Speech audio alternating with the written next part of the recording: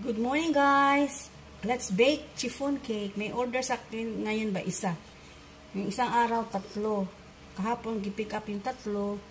And then, ito ngayon, mamaya namang tanghali pumasok. Ngayon ko na lang gi-bake para at least, ano pa ba? Fresh pa, fresh. So, let's start guys. So, I have already separated 7 eggs. So, I separated the egg yolk and the egg white. Kasi ang chiffon cake, it should be separated yung itlog na pula at saka yung puti, no? So, and then, I added 1 3/4 cups sugar, white sugar. So, ilagay natin dito, guys. Yan. Yes, so, i-mix natin, guys. Yan. Watch lang kayo, guys. Aking ginagawa, guys, ha? And then, if you are interested to learn, so, just watch me guys and then take down notes of the ingredients and the measurement. Yun lang guys. Sides. Para maano siya ba? Ma-well incorporated yung ano ba, yung sugar at saka yung egg yolk. Para walang buo-buong sugar ba. So, kailangan iayusin natin pagbibit. Yan.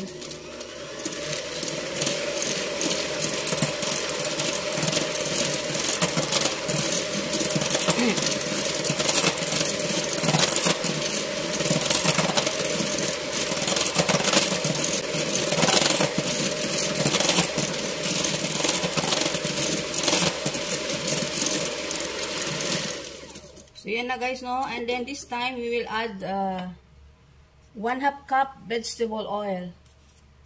So, meron tayong vegetable oil dito guys. Kailangan vegetable oil lang i-add. Yan, no? So, tapos, i-add natin dahan-dahan guys. And then, mix.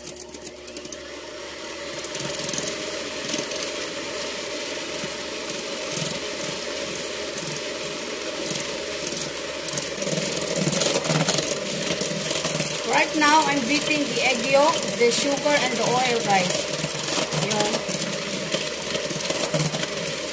So, okay na ito, guys. And then, we will add the dry ingredients.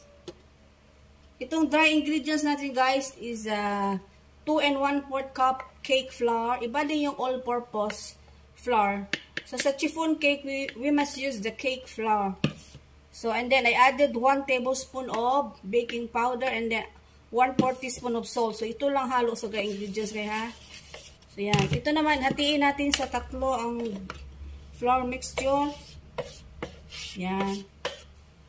And then, scrape lang ako, guys, kasi maglipad ba ang ano ko. I'm using mixer ba? Mixer. So, i-scrape muna natin siya, no? Using a spatula. I-mix natin siya by using a spatula. And then, we'll add 3/4 cups water. So, hatiin natin itong tubig, no? Kasi, i-add natin siya sa in-between sa dry ingredients. So, na yan. Iyan na siya, guys. I-ano natin. Mix. Scrape sa sides para mahalo siya ba? Hindi yan mayroong buo-buo. And then, we'll add again the 2/3 of the flour. Yan. Mix again. Para ano siya guys. Yan. And then we'll add the water. The last part of the water. Yan. Tapos na tayo sa water. No? So yan. Mix naman. Mix. Dahan-dahan lang para hindi maano. Hindi matapon guys. Scrape sa sides. Mix. And then again, we'll add the last part of the flour. So, na yun. So, this time, i-mix na natin, no? Mix na naman natin. Pag mahalo na siya, guys, sa, ano, yung hindi na maklaro yung ma-mix na yung flour ba, para, ano na siya, guys. We will use the, ano na, guys, mixer ba, para sa final, ano na siya, mix. So, ito na, guys, we'll use the mixer na, guys.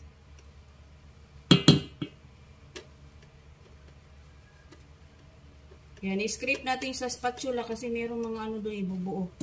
So, this time, we'll mix, guys, using mixer.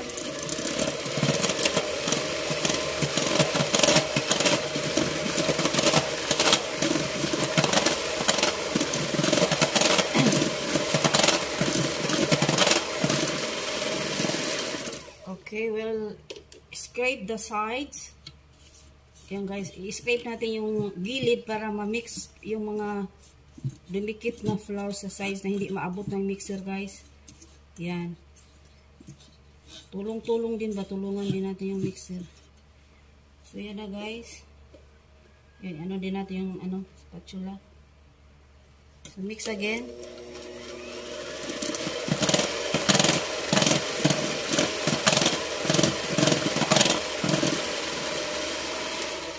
So, we're done with this. Yan. Okay. So, on my next live, guys, gagawin natin yung egg white, guys, ha. So, thank you. Let's bake the egg white, guys. So, ito 7 egg white, ito 7. I separated already the yolk and the egg white. So, itong egg white, kasi kailangan sa chiffon cake, separated talaga yan sila na. So, before mixing the egg white, we will add 1/4 teaspoon of baking, cream of tartar, guys. Cream of tartar. So, ito siya, guys. Yan. Yan ay add natin. And then, we will add also, later on, 1/4 cup white sugar. So, i-mix muna natin ito siya guys hanggang mag-ano siya, no? Mag-double in size or triple in size. So, let's start.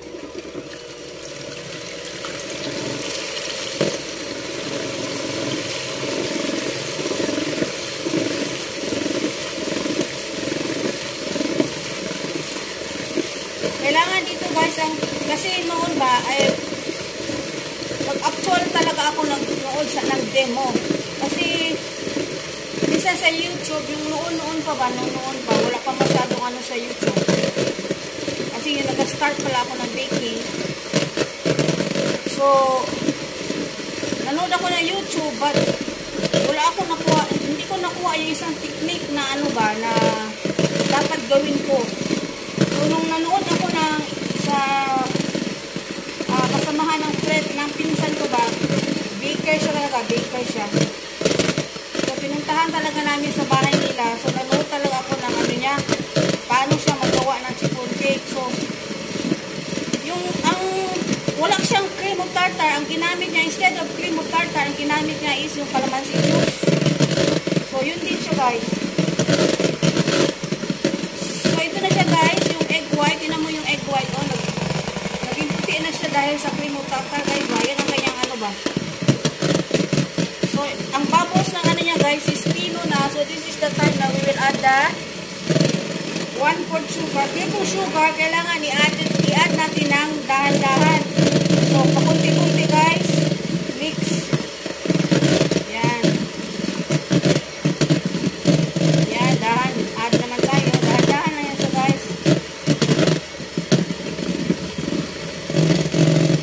Yan so guys. Dahan-dahan. Tapos, kailangan yung oven pala guys, naka-open na siya guys ha. Yung oven natin, naka-preheated na yan siya guys. Para pagtapos natin gawa nito, diretso na tayo, hindi na tayo mag-wait para mag-init yung oven.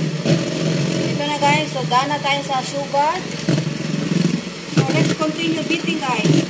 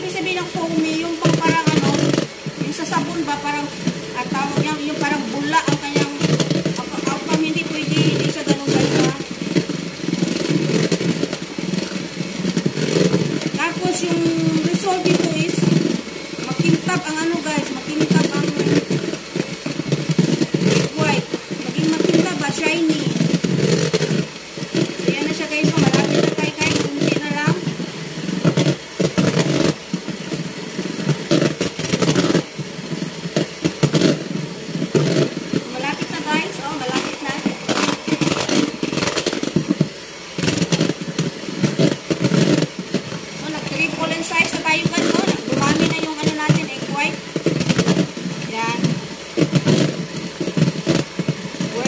guys, we're done. So, we're done guys. Oh, baliktad natin yan guys, hindi yan matapon. So, yan na siya guys. So, we're done. So, itabi muna natin ito guys.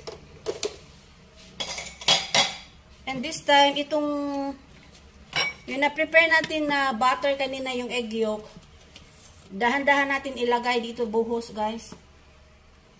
Yan, ipaikot lang ba? Kunti-kunti lang para hindi siya hindi mabigat ba? Kasi kailangan natin yung air ng egg white. Hindi mawala yung air ng egg sa egg white. So, yan siya guys. Yan. So, mix mo din ng dahan-dahan and then later on, after mabuhos ko na ito, ano na natin siya sa proper mixing na tayo. So, scrape natin lahat guys, kay sayang, ibuhos natin lahat, sayang.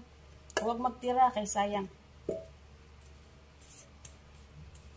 So, we have to clean the bowl properly. Para ano ba? So, this is I think enough. Yan na. So, ito na tayo guys, mag-mix. Ganito ako mag-mix guys. Down, ikot. Ganyan na siya guys. Ganyan ako mag-mix. Pero yung iba naman, yung technique nila is, yung sabi nila is 7. So, ikot ka lang ganyan guys. Ikot, then, sa gitna. Ganyan. Ganyan. Pero ako, parang mas mabilis akong ganito guys. Depende na yan sa baker kung anong technique nyo, paano siya mag-ano. Kailangan yung egg white, ma-properly mix siya sa egg yolk. Yung egg yolk mixture natin ba, na wala tayong makitang puti ba, dapat ang makita natin kulay dito is pale yellow. Yan ang kanyang ano dito. Pero dahan-dahan tayo mag-ano guys, mag-mix para yung air sa egg white hindi mawala, kasi yun ang kailangan natin. Kasi kung nawala yung air ng ano, hindi ito siya mag-properly ano guys, mag-properly tubo ba, mag-flat lang yung cake mo. Kasi sa chiffon cake, ang kailangan natin yung air. So I think this is okay guys. O wala na tayong ano, wala na tayong walang ano na ba, walang egg white ba na ano. So properly incorporated na sila guys. So dito natin ilagay. Ito yung ano talaga ng ano, yung baking pan ng chiffon cake. Ang size nito is large. So ilipat natin guys. This one, no need to put oil. No grease at all. Wala.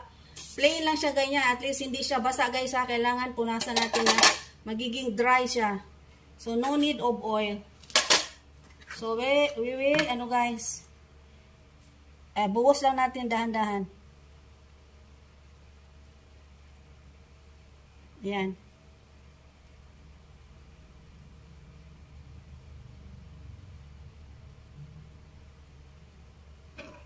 Yan siya guys, no? Tapos, scrape natin, kasi sayang.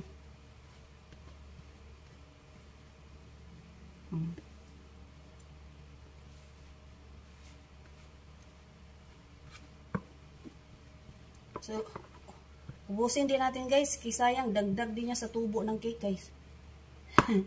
Ubusin yan. Ganyan si Pinkay guys. Kung dapat anong kailangan anuhin dyan, scrape natin lahat guys. Kasi dagdag yun siya sa ano ng cake ba, paglaki ng cake.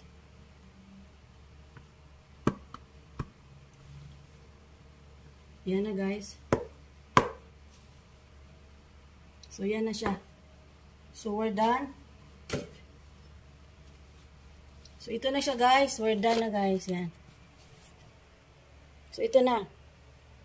So yan na siya guys. Hindi lang natin siya, no need to tap. Hayaan lang natin yung bubbles.